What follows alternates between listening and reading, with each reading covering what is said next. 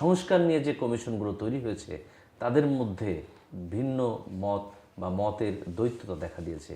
সময় বৃদ্ধির ফলে কি তারা নির্ধারিত সময়ের মধ্যে কি পুনরায় প্রতিবেদন দাখিল করতে পারবে কিনা, দুইটা কমিশনের বিষয়ে মতদ্বৈততা দৃশ্যমান।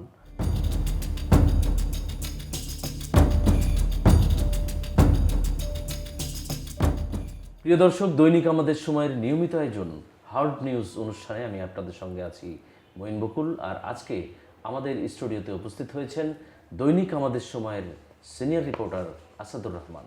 কেমন আছেন? জি ভালো, আপনি কেমন আছেন? আছি ভাই, মোটামুটি।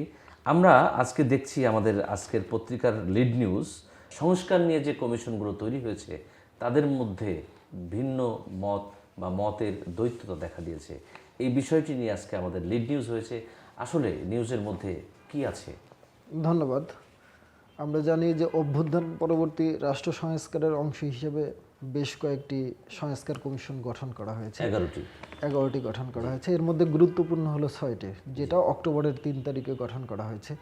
সেই কমিশনগুলোর প্রতিবেদন দাখিলের সময় ছিল জানুয়ারি মাসের 2 তারিখে, কিন্তু নির্ধারিত সময়ের মধ্যে তারা শেষ করতে পারেননি কয়েকটি কমিশন।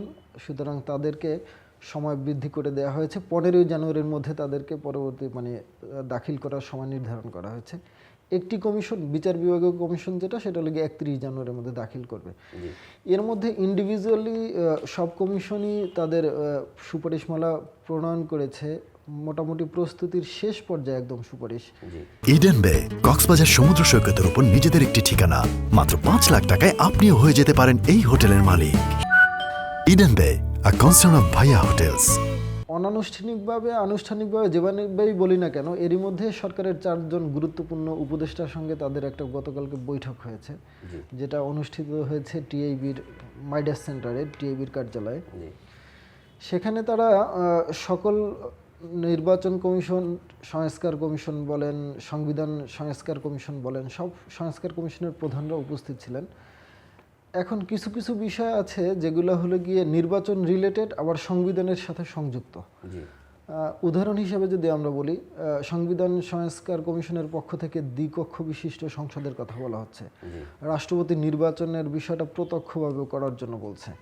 এখন এটি যদি সংবিধান সংস্কার কমিশনের পক্ষ থেকে এই সুপারিশটা আসে, তখন এইটার আবার প্রক্রিয়াটা বাস্তবায়নের জন্য নির্বাচন কমিশন, সংস্কার যে কমিশন আছে, তাদের একটা ওয়ে বের করতে হবে। দ্বিকক্ষ বিশিষ্ট সংসদটা হলে তাহলে আমরা কোন ওয়েতে নির্বাচনটা হবে, অবশ্যই এই বিষয়গুলো নিয়ে, একই সাথে রাষ্ট্রপতি নির্বাচনের বর্তমান যে প্রক্রিয়া আছে, যদি নতুন প্রক্রিয়া আসে তাহলে সেই নির্বাচনটা কেমন হবে, এটার পথটাও বাতলে দিতে হবে নির্বাচন সংস্কার কমিশনকে। এই বিষয়গুলো নিয়ে তারা আলোচনা করেছেন। তাদের আলোচনা আরও চলবে। এই যে মতদ্বৈততা, এটার একটা সমাধানে পৌঁছানোর তারা চেষ্টা করতেছেন, ওয়ে আউট বের করার চেষ্টা করছেন। সময় বাড়িয়েছে তারা, অগ্রগতি আসলে কতদূর সেটা নিয়েও আমি আপনার কাছে জানতে চাইবো যে আসলে সময় বৃদ্ধির ফলে কি তারা নির্ধারিত সময়ের মধ্যে কি পুনরায় প্রতিবেদন দাখিল করতে পারবে কিনা, আপনার কি মনে হয়? এটা, এই যে মতদ্বৈততার বিষয়টা সামনে এসেছে, এই বিষয়টাতে যদি তারা ঐক্যমতে পৌঁছাতে না পারে, তাহলে হয়তোবা সময় বৃদ্ধি আরও করা লাগতে পারে বলে আমার কাছে মনে হয়।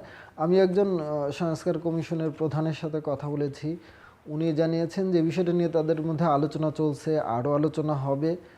আশা করি তারা সম্ভবত কোনো একটা সুন্দর একটা সিদ্ধান্তে তারা যাবে, একটা সিদ্ধান্তে তারা যাবে। আপনার কাছে আমরা যেটা জানি, আপনার নিউজের মধ্যে উঠে এসেছে যে দুইটা কমিশনের বিষয়ে মতদ্বৈততা দৃশ্যমান। সেই কোন দুইটা কমিশন এবং আসলে কোন জায়গায় তাদের মতদ্বৈততা আপনার নিউজের মধ্যে কি আছে? এটা এখন আপাতত মূল পয়েন্ট হলো সংবিধান সংস্কার কমিশন এবং নির্বাচন সংস্কার কমিশন। এই দুইটার মধ্যেই হলো গিয়ে দ্বিকক্ষ বিশিষ্ট সংসদের প্রসঙ্গটা, রাষ্ট্রপতি নির্বাচনের পদ্ধতি কি হবে, এই বিষয়গুলো নিয়ে তাদের মধ্যে একটা মতদ্বৈততা আছে। আমরা নেক্সট প্রশ্নে যাব। যদি এই প্রতিবেদনগুলো যেগুলো জমা হচ্ছে সেগুলো কি আসলে পাবলিকলি প্রকাশ করা হবে কিনা, মানে মানুষ জানবে কিনা?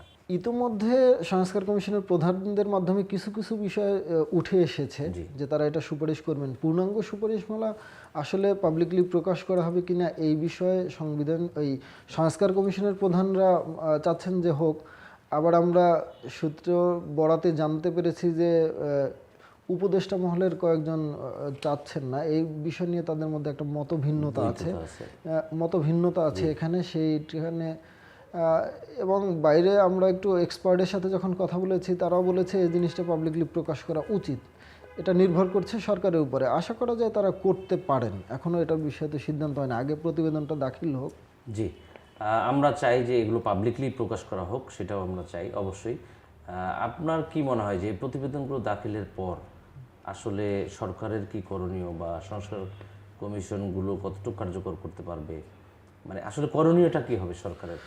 মূলত তাদের করণীয়টা এই গুরুত্বপূর্ণ যে 6টি সংস্কার কমিশনের প্রধানদের নিয়ে প্রধান উপদেষ্টা ডক্টর ইউনূস সাহেব, ওনার নেতৃত্বে হলো গিয়ে একটা জাতীয় ঐক্যমত্য কমিশন গঠন করা হয়েছে।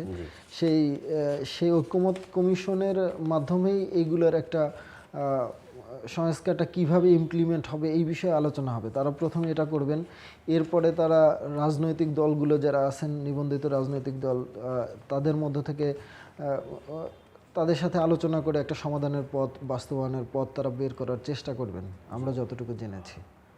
এবং সেভাবেই আমরা চাই যে জাতীয় ঐক্যের ভিত্তিতেই আসলে সংস্কারগুলো সমাধান হোক, সেটাই আমাদের জনগণের চাওয়া। জাতীয় ঐক্যমতের ভিত্তিতে এই সমাধানটা করতে হবে, এর বাইরে আর কোনো সুযোগ নেই। কারণ এখন সংসদ বহাল নাই, আপনি তো চাইলেই যে কোনো কিছু ভোটাভুটির মধ্যে দিয়ে বা সংসদের মাধ্যমে কার্যকর করবেন। তারপরে এগুলো জাতীয় ঐক্যমতের ভিত্তিতে হলেও আবার সংসদে এগুলো অ্যাপ্রুভ করে নিতে হবে। জি, সেটাও একটা প্রক্রিয়া। জি, আসাদুর রহমান, আপনাকে অসংখ্য ধন্যবাদ আমাদেরকে সময় দেওয়ার জন্য। প্রিয় দর্শক, এতক্ষণ শুনছিলেন সংস্কার কমিশনের নিয়ে কিছু মতদ্বৈততা ছিল সেই বিষয়ের আলোচনা। তবে বিস্তারিত জানতে হলে আপনাকে অবশ্যই দৈনিক আমাদের সময়ের পত্রিকায় চোখ রাখতে হবে, অথবা দৈনিক আমাদের সময়ের অনলাইনে নিউজ পোর্টালে চোখ রাখতে হবে। আজ এ পর্যন্তই। আগামীকাল নতুন কোনো অতিথিকে নিয়ে নতুন কোনো টপিকে আপনাদের সঙ্গে আবারও হাজির হব। সে পর্যন্ত সবাই সুস্থ থাকুন, ভালো থাকুন এবং দৈনিক আমাদের সময়ের সঙ্গী থাকুন।